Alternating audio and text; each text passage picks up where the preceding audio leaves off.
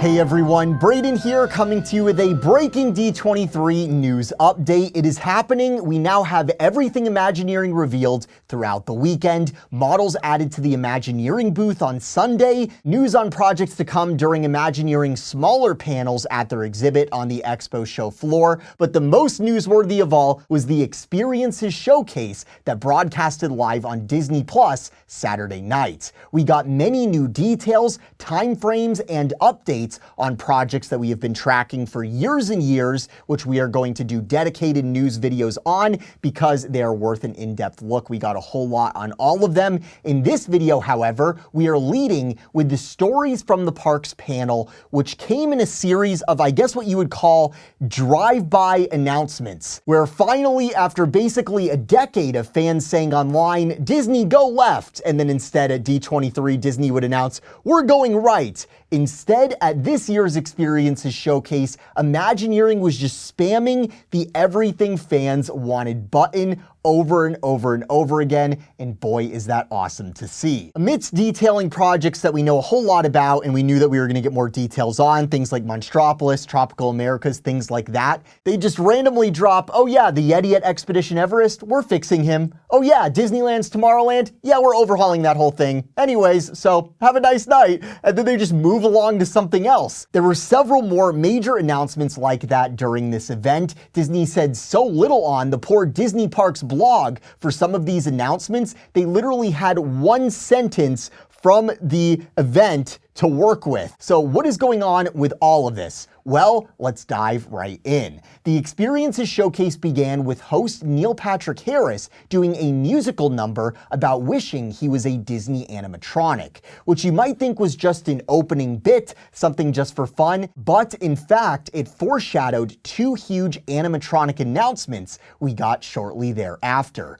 Following a segment honoring Imagineering legends, announcing the Imagineering Story Season 2, and showing new art for the Carousel of Progress, we entered the first major portion of the night's breaking news, where we got two of these very brief, very big space-related attraction announcements. The first was the news that Disneyland Paris's Hyperspace Mountain will be closing next year and begin undergoing a return to form, heading back to its original, extremely cool moonshot theme, Space Mountain de la Terre a la Lune, from the Earth to the Moon. Imagineer Ali Rubenstein said the attraction's Jules Verne theme will be returning in full force, with the original soundtrack as well, which Paris fans are very, very excited about. In the animated graphic above the stage, you will note the mountain's 22-meter-long Columbiad cannon is working. If you weren't aware, this incredible kinetic effect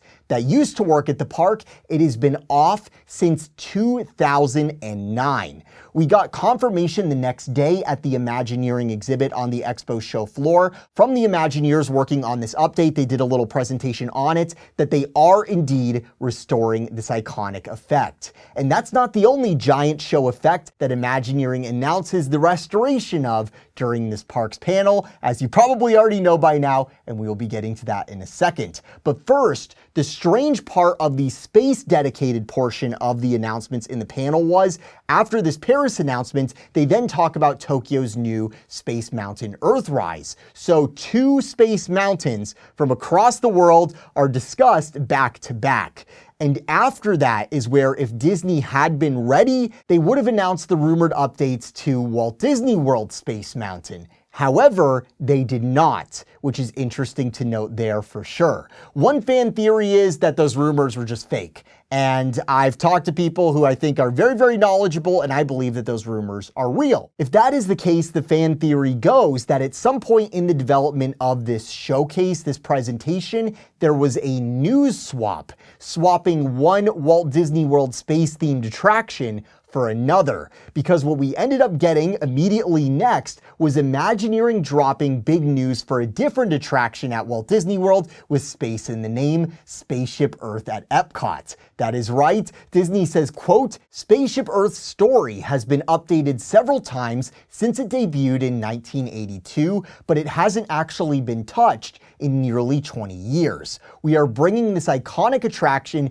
back into the present day and beyond. Now, for a lot of us who pay attention to the Disney news, this was a deja vu moment because it was here at this event back in 2019 that we got new details on an update to, well, what do you know? Spaceship Earth, a plan they had at the time that was later canceled. Refreshing your memory on that original announcement, back in 2019, Disney said then that the update to Spaceship Earth would retain the voyage through time premise. However, the theme, the subject of the attraction, would shift from communication to, quote, the universal nature of the human experience, with a new focus on storytelling that brings people together. Fast forward to the revival here today, here is what has changed. Today, Spaceship Earth focuses on the story of human communication. We're broadening that. Our new version of Spaceship Earth will be about human connection, which, as you all know better than anybody, is a theme that EPCOT celebrates. We'll be bringing new magic to every scene, but Spaceship Earth will remain classically EPCOT. As you can see with a lot of these huge stories we got, they're almost like teasers. It's the headline and then there's nothing else. There's not even concept art yet. At least with this one, as opposed to some of the other ones, we did get a little bit of detail that we can glean some ideas off of, but this is definitely very early in development. There's no timeline, nothing like that just yet. To me, based on what Ali said, this sounds to me like we will certainly be getting a new narration for Spaceship Earth, this new version, and I think based on what she was saying about how they're going to do stuff to all the scenes, I was thinking we are probably going to get many of those lighting effects added to the existing scenes that was first teased back in 2019. And also something we know is Imagineers have been spotted taking walkthroughs of this attraction at EPCOT of late, where I think we can expect the largest changes to the attraction to be during the beginning and during the end. Because during the beginning of Spaceship Earth right now, it has definitely seen better days. They did some sort of lighting update where now they really exposed like the mesh and the stuff on the walls.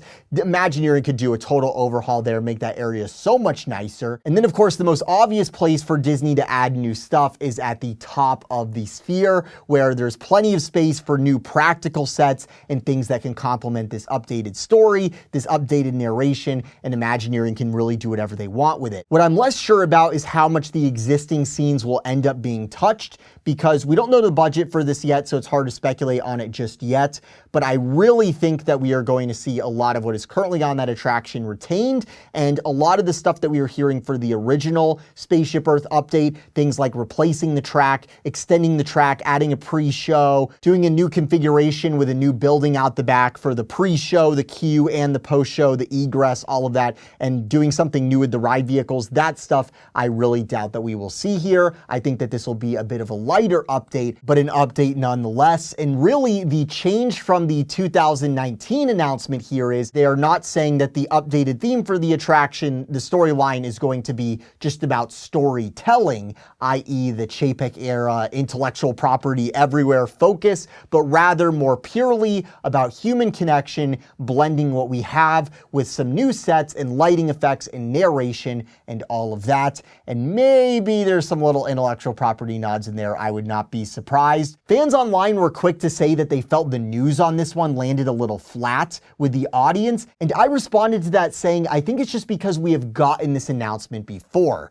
and then it didn't happen, and then what we ended up getting with the EPCOT overhaul in many areas was not what we were promised, not what we thought it would be. It did not meet our expectations. But after Imagineering finally wrapped up the EPCOT overhaul and took a breather from what was a mess of a project that they had there, where everything got downscaled and budget cut halfway through, finally I think Imagineering's recovering from all of that, and they are shifting back into gear here, heading back into EPCOT, giving it some love, and that on its own is great news. This attraction is past due for an upgrade, and this could turn out really good, and I'm really looking forward to hearing more on this one. Let me know what you guys think. While the park's presentation was focused on classic attractions like Paris's Space Mountain and Epcot's Spaceship Earth, the new chairman of Disney Experiences, Thomas Maslam, ran out and told us there was a piece of news that he could not keep to himself any longer, and oh boy, were we in for a trip.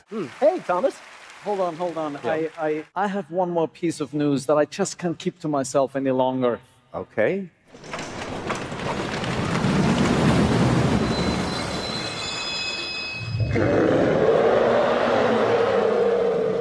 We're bringing the Yeti back to life inside.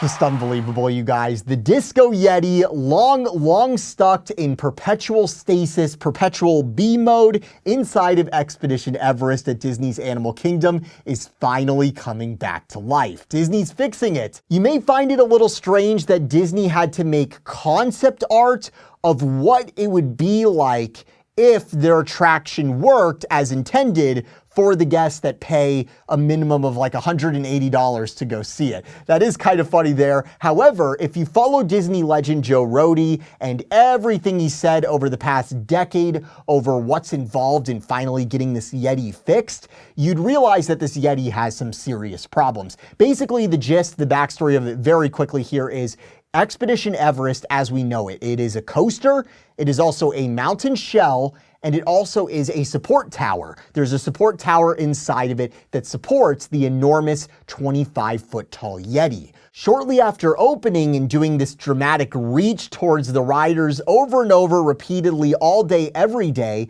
Imagineers noticed that cracks had developed in the ride's foundation, stress cracks about the Yeti's support tower down on the ground. So at that point, the Yeti was put into B mode with the strobing effect that earned him the nickname Disco Yeti. For the past decade, there has been a rumor out there that the Yeti and his support structures issues are so severe that fixing him would require dismantling the mountain in order to fix, and thus it is never going to happen, and we are stuck with the Disco Yeti forever. And to that rumor, in 2023, Imagineer Joe Rohde said on Twitter that that is not true, that the issue is a complex interface between finance, operations, marketing, design, timing, engineering, narrative, and guest satisfaction. All of these need to line up to make a viable solution. There are solutions, there are not opportunities. Well, fast forward to today, it appears all of those conditions that Rohde listed off there have finally aligned because Disney has officially announced that the Yeti is going to be fixed, is going to return to his former glory at the Expedition Everest roller coaster, which is so awesome. One of those conditions that aligned that I think that I should mention, and the only other piece of detail we have on this project, it's in a Disney Parks short form video, we found out that Walt Disney World's recently retired president, Jeff Volley, greenlit this project on his way out as the last thing on his checklist. So a rare shout out to Jeff Volley for that.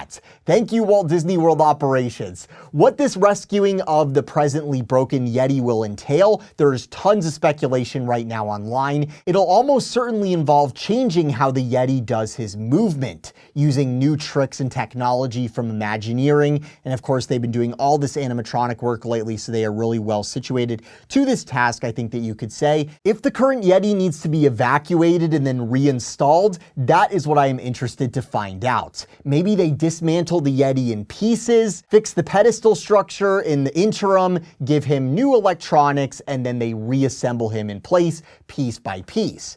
Maybe they remove as many hydraulics as they can from that Yeti to lighten him up, and then they transfer the load for his movements to hidden wires not on that damaged pedestal. So in this strategy, you just leave it alone basically, and then you do a puppeteering type effect with the existing Yeti. Or another option is maybe they just bring the Yeti out and then they bring him back in one piece later on. If they have to cut out the area behind the Yeti and lift him out via crane, which is a method that has been speculated about a lot in the past, I said online, Disney has to stream that. Put it on Disney Plus, whatever you have to do, whatever happens, if that pays for it, whatever. We want sportscasters, we want play-by-play, we want to see it. It would be so awesome. That would be really cool. Whether this fix will require downtime for Expedition Everest, we don't know yet, but it almost certainly will, right? I suspect yes. But unless they're swapping one broken Yeti out with a working one, like on the same day or week or a couple of weeks, if they do anything else, if they take the Yeti out and then they go off and fix him and then they drop him back in later on, in that case, we could just be looking at two small closures for Expedition Everest, months apart. So it's not closed the entire time that Imagineering is working on fixing up or changing this figure, but we really don't know yet exactly what they have planned here, so we will have to wait and see. Like I said, drive-by announcements, you guys. We're fixing the Yeti, that's all, bye. It's just so crazy. Speaking of wanting all the details, that brings us to another massive piece of drive-by news at this panel, one of the most anticipated for several D23s in a row now. Like Spaceship Earth, this project was first teased in 2019 when Disney announced they'd begin overhauling Disneyland's Tomorrowland, which is in dire need of an update. It was in a dire need of an update even back then. What they said at the time is that they would begin with the removal of the rock formations in front of the land, and they'd be adding new planters with the Googie-style spires we originally had at Disneyland and Walt Disney World's Tomorrowlands. Then construction walls went up at Disneyland for those new planters, and then they sat there year after year after year, becoming a seemingly permanent fixture of Disneyland. Walt Disney World fans are not going to believe this. I don't think we've ever had walls stay up for a project delay this long.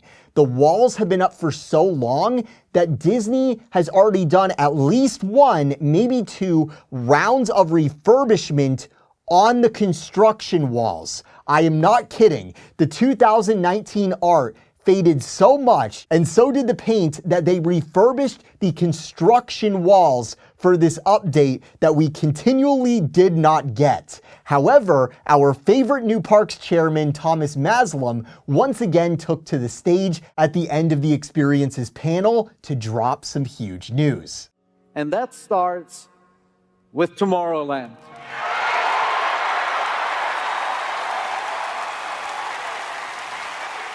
We will begin reimagining Tomorrowland with optimism you all have been longing for. New attractions, more open spaces, new places for you to dream about the future. And that was it. More attractions, more open spaces, this vector art of Space Mountain. That's it. Again, clearly a very early in development or possibly unbudgeted project announced at this event that is so awesome, but I just don't know how they could do this to Disneyland fans where they say, oh yeah, you know, that thing that you were so excited about, we are updating Tomorrowland.